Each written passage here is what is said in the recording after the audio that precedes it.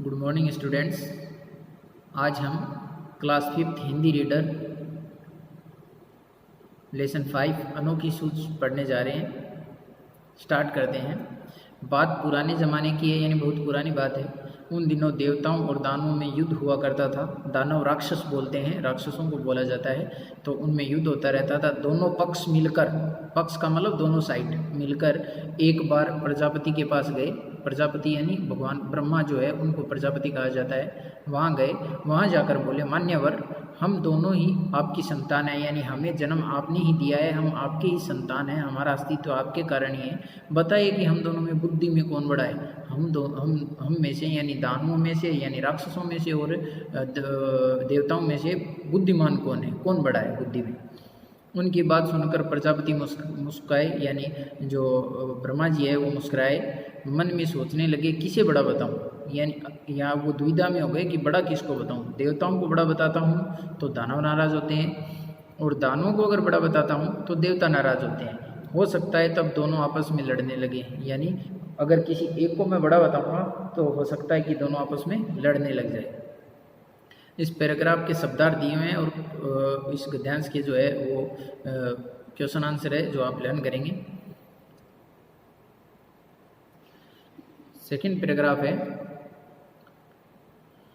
बड़ा टेढ़ा प्रश्न था भगवान ब्रह्मा के लिए कि किसे बड़ा बताऊं। बड़ा बताएं तो किसे बताएं? कुछ सोचकर भी बोले, कुछ देर सोचा और उसके बाद में बोले, इसका उत्तर कल दूंगा, यानी मैं कल दूंगा इसका उत्तर, आज नहीं बताऊंगा। आप दोनों ही कल मेरे यहाँ भोजन पर आमंत्रित हूँ, यानी आप दोनों मेरे पास यहाँ भोजन के लिए आए, मैं आपको आमंत्रित करता हूँ। भोजन के बाद मैं बताऊँगा कि कौन बुद्धि में श्रेष्ठ है, बुद्धि में कौन श्रेष्ठ है, कौन ज़्यादा बुद्धिमान है, ये मैं आपको भोजन के बाद बताऊँगा। कल आप मेरे यहाँ भोजन पे आइए। दूसरे दिन दोनों पक्ष भोजन के लिए पहुँचे। दोनों को अलग अलग कमरों में बिठाया गया, दोनों को अलग अलग कमरों में बिठा दिया गया। वहाँ मिष्टान से भरे थाल भिजवा दिए गए, यानी उन दोनों कमरों में है वो मिठाई से भरे हुए, जो मिष्टान यानी मिठाई होता है, मिठाई से भरे हुए थाल भिजवा दिए गए। प्रजापति दानवों के कमरे में गए। उन्होंने कहा, आप लोग भोजन करें, शर्त यह है कि कोहनी को बिना मोड़े भोजन करना है। ब्रह्मा जी कमरों में गए, मिठाई के थाल वहाँ भिजवा दिए, और फिर दानवों के कमरे में जाकर उन्होंने कहा कि आपको ये मिठाई खानी है, भोजन करना है। शर्त ये है कि आपको कोहनी मोड़नी नहीं है, बिना मोड़े भोजन करना है। एक्चुअल में हम जो खाना खाते हैं तो जब निवाला मुंह की तरफ ले जाते हैं तो हमारी कोहनी है वो मुड़ती है।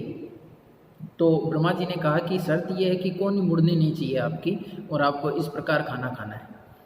यही बात उन्होंने देवताओं से भी कही। देवताओं के कमरे में जाकर भी ये कहा कि आप लोग भोजन कीजिए, लेकिन शर्त ये है कि आप भोजन करो तो आपकी कोहनी मुड़नी नहीं चाहिए।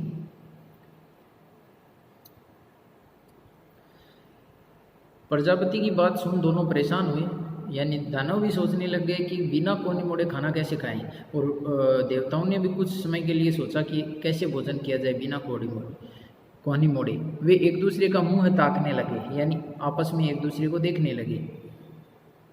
समस्या थी, खाएं तो खाएं कैसे?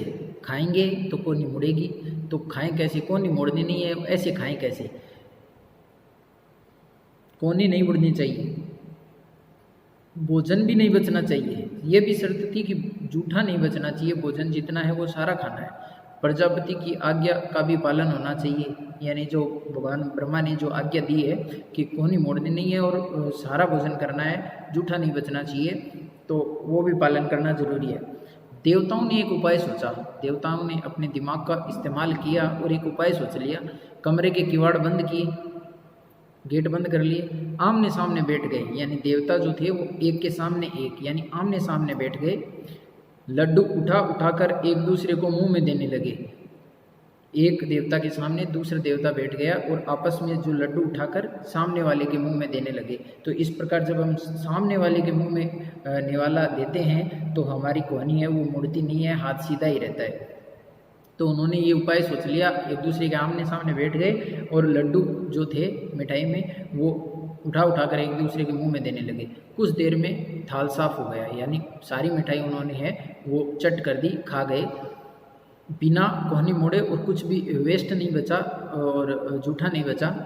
सारे लड्डू समाप्त हो गए, न हो हल्ला न शोरगुल, न तो कोई आवाज़ हुई न कोई शोरगुल हुआ, सभी अपने खाने में मस्त थे और कुछ ही समय में वो सारा खाना समाप्त हो गया। देवताओं ने शांतिपूर्ण भोजन किया, यानी कोई आवाज़ नहीं की उन्होंने, एकदम शांतिपूर्वक उन्होंने अपना भोजन शर्त के अनुसार किया। दानव अपने कमरे में परेशान थे, सोचने लगे बेकार की ही यहाँ आए हैं, यानी फालतू में बेकार में ही यहाँ आए हैं। नहीं आते तो यह परीक्षा तो नहीं देनी पड़ती, अगर यहाँ नहीं आते तो ब्रह्मा जी ने जो परीक्षा दी है हमें ये नहीं देनी पड़ती।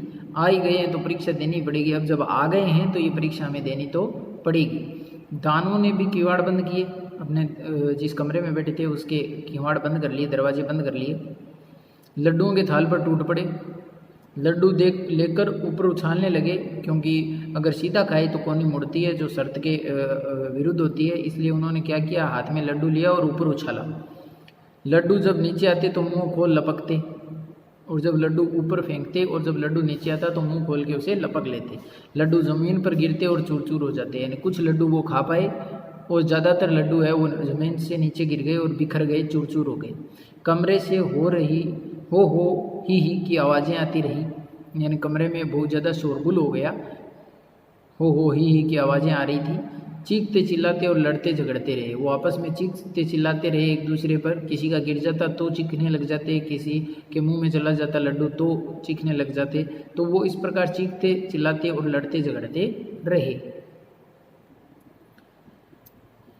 सारी स्थिति स्पष्ट थी। प्रजापति ने कहा, यानी ब्रह्मा जी ने कहा, देवता ही श्रेष्ठ है, देवता ही श्रेष्ठ है। बुद्धि में जो है वो दानवों और देवताओं में देवता श्रेष्ठ है। जानते हो क्यों? इसलिए कि उन्होंने सहकार की भावना से काम किया। सहकार का मतलब सह यानी साथ में, कार्य यानी काम करना, यानी जिसे हम सहयोग बोलते हैं। सहयोग की भावना से काम किया, एक दूसरे का सहयोग किया। खुद भी खाओ दूसरों को भी खिलाओ, यानी उन्होंने अपना दिमाग लगाया कि हम खुद भी खाएंगे और दूसरों को भी खिलाएंगे। इसे सहकार की भावना या सहयोग की भावना बोलते हैं। जियो और जीने दो, यह थी इनकी विशेषता, इसलिए इन्हें बुद्धिमान ज़्यादा माना गया, श्रेष्ठ बताया गया है। उन्होंने बुद्धि से काम किया, अपना विवेक का इस्तेमाल किया, अपने दिमाग लगाया उन्होंने कि किस प्रकार बिना कोहनी मोड़े खाना खाया जाए और खाने को जूठा भी न छोड़ा जाए। सूझबूझ दिखाई, ये आमने सामने बैठ गए, एक दूसरे के मुंह में लड्डू देते रहे और थोड़ी देर में थाल साफ हो गया और लड्डू बिखरे भी नहीं और न कोई शोरगुल हुआ। दूसरी तरफ दानवों ने शर्त का पालन किया, लड्डू उछालते रहे, उन्हें पाने के लिए लपकते रहे, न खुद खाए और न दूसरों को खाने दिए। खुद भी नहीं खा पाए, दूसरों को भी नहीं खाने दिए। लड्डू तो बिगड़े ही, पेट भी न भरा, यानी लड्डू तो नष्ट हो गए गिरने से, लेकिन वो भूखे भी रह गए, पेट भी नहीं भर पाया। तो न तो खुद खा पाए और न किसी और को खाने दिया। तो इस प्रकार ये हमारा लेसन था। तो बड़ी बुद्धिमत्ता से भगवान ब्रह्मा ने है वो दानवों और देवताओं में जो है वो बुद्धि में श्रेष्ठ का चयन है वो विवेक के साथ किया, और दानवों ने जो है वो अपने विवेक का इस्तेमाल नहीं किया, इसीलिए वो शर्त हार गए और श्रेष्ठ नहीं बन पाए। जबकि देवताओं ने विवेक का इस्तेमाल करते हुए श्रेष्ठता प्राप्त की। तो इस लेसन से हमें ये शिक्षा मिलती है कि देवताओं का गुण अपनाते हुए खाने का आदर करना चाहिए। खाने को दानवों की तरह नहीं खाना चाहिए, बल्कि एक आसन ग्रहण करके उस पर बैठ के आराम से बिना बिखराए हुए और बिना जूठा छोड़े हुए खाना चाहिए। यानी खाने को कभी भी जूठा नहीं छोड़ना चाहिए। जितनी आवश्यकता हो, जितनी ज़रूरत हो, उतना ही खाना हमें प्लेट में लेना चाहिए और वो फिनिश करना चाहिए। तो उम्मीद करता हूँ ये लेसन आपको समझ में आएगा। ये वीडियो देखने के बाद आप इस लेसन को अपने बुक में रीड करेंगे।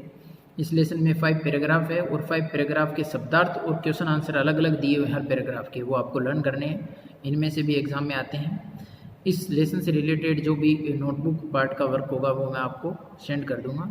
Thank you, have a nice day.